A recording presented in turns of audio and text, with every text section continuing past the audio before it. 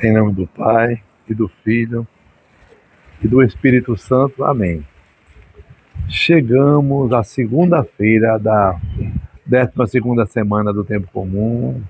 Estamos no ano par, a quarta semana do Saltério. Dom André Vital vai falar hoje o lema para toda semana com base no Evangelho de Mateus, capítulo 10.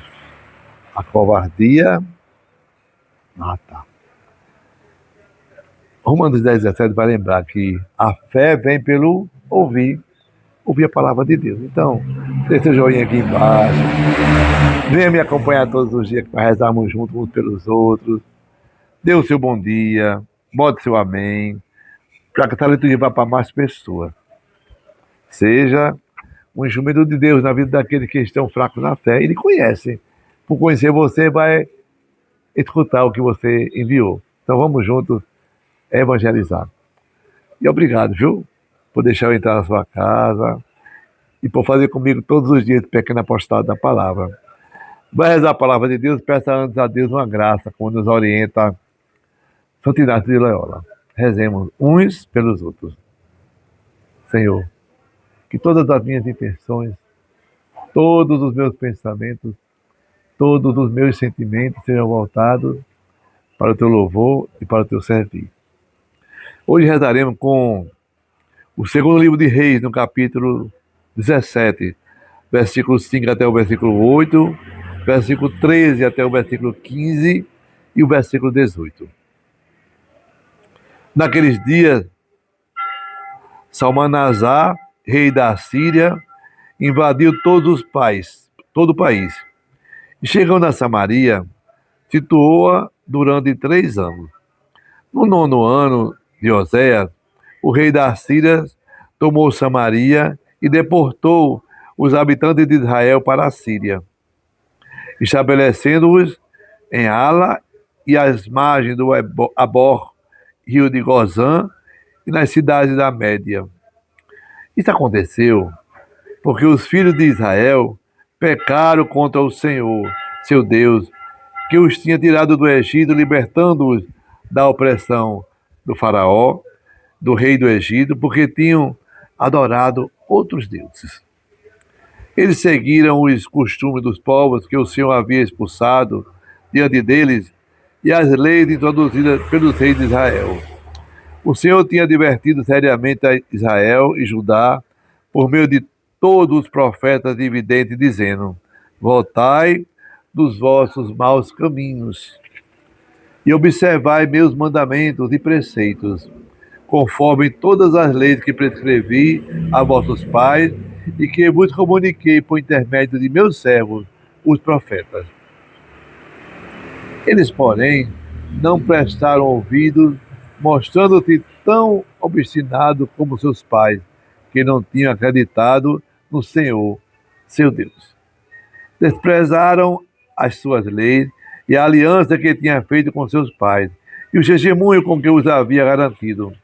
O Senhor indignou-se profundamente contra os filhos de Israel e rejeitou-os para longe de sua face, restando apenas a tribo de Judá. Palavra do Senhor. Graças a Deus. Salmo Responsorial 59:60. Vossa mão nos ajude, ouvi-nos, Senhor. Rejeitaste, ó Deus, vosso povo e arrastaste as nossas fileiras. Vós estáveis irados, voltai-vos. Vossa mão nos ajude, ouvi-nos, Senhor. O Evangelho está em Mateus, no capítulo 7, versículo de 1 a 5.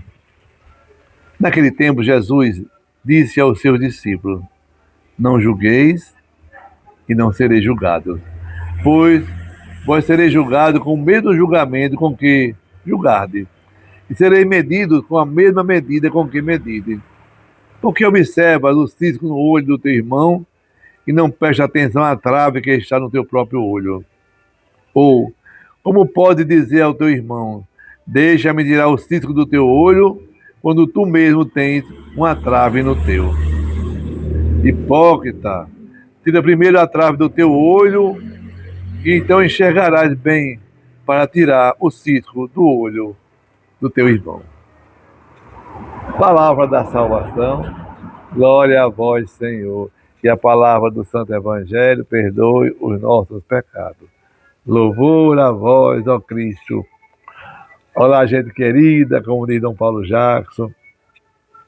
Hoje, Jesus nos chama a atenção, nos convida a mim e a você para ser mais humilde, mais amigo, mais sereno, a deixar passar muitas coisas. Jesus diz: não julgueis e não sereis julgados. Ou seja, não sentencie as pessoas. Você não é Deus. É paciência, calma. Nós somos capazes de ver comportamentos e apenas avaliarmos. Só isso, viu? Mais nada. O julgamento da pessoa é de Deus. E o juiz diz: calma, estou falando aqui na lei espiritual. É Deus quem julga. Nós seremos julgados do mesmo jeito, com a mesma medida com que julgarmos o outro. Então, cuidado com suas intolerâncias, com seus mimimi, né? Cuidado com seus achismos, com a sua criancice, com a sua infantilidade. Cuidado para não querer condenar o outro. Não estreite o caminho, não crie uma medida estreita com o outro. Porque essa mesma medida que você fizer com o seu irmão, Deus fará com você. Então, assim, não seja mão fechada, não, seja mão aberta. Não se escandalize com pequenas coisas. Tanta gente se escandaliza com coisas pequenas, né? Na nossa igreja, no nosso trabalho, na nossa casa. Ninguém deixa passar nada, nada. Um cisquinho apenas já fica irado, com raiva, reclamando, né? Falando da pessoa. Cuidado, esse evangelho é para você. Cuidado com a sua língua. Olha, escute mais e fale menos. Hoje, no segundo livro de Reis, lá no capítulo 17, o rei de Judá e de Israel está passando por uma dificuldade grande e vão ser todos deportados. E por que, diácono? Por quê? Porque eles começaram a adorar outros deuses, começaram a esquecer o Deus de Israel, de Isaac e de Jacó, para adorar Deus pagão. Apesar dos repetidos apelos de Deus ao arrependimento, à conversão. Deus chama todo dia a gente à conversão, todo dia. Mas a gente, aquele povo, eles eram infiéis a Deus. E a infidelidade, meu irmão, minha irmã, agredia e entristecia o coração de Deus. Por isso Deus permitiu que os reis deportassem aquele povo. Acorda, povo, para que tu possa ser salvo por Deus. É como diz o Salmo 59, 60, né? A vossa mão nos ajude a ouvir, ó Deus, nossa prece, nosso clamor.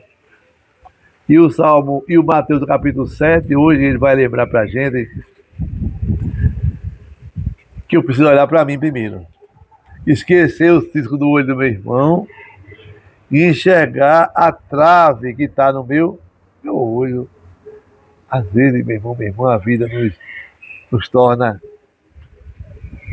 muito interessante.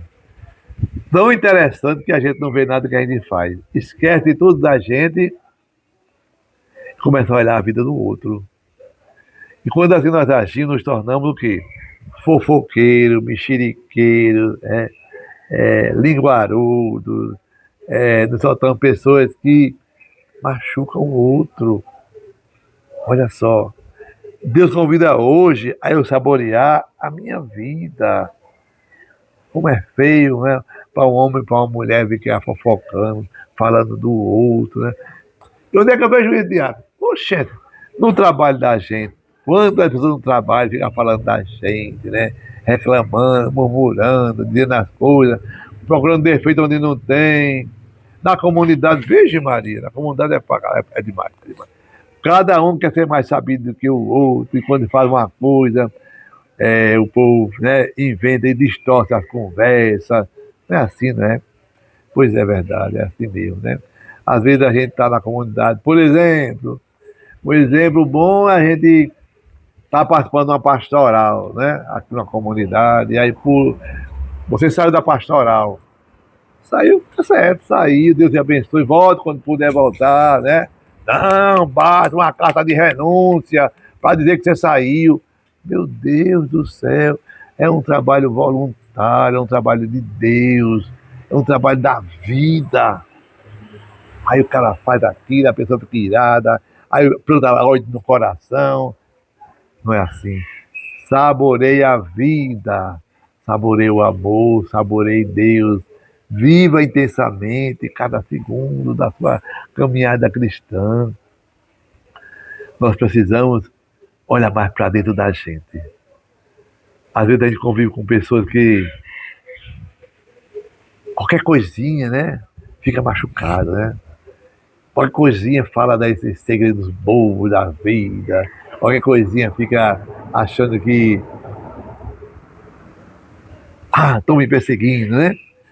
A trave que vê que a gente não consegue enxergar no outro é o nosso pecado, é a falta de autoconhecimento, é a falta de oração, meu irmão, minha irmã.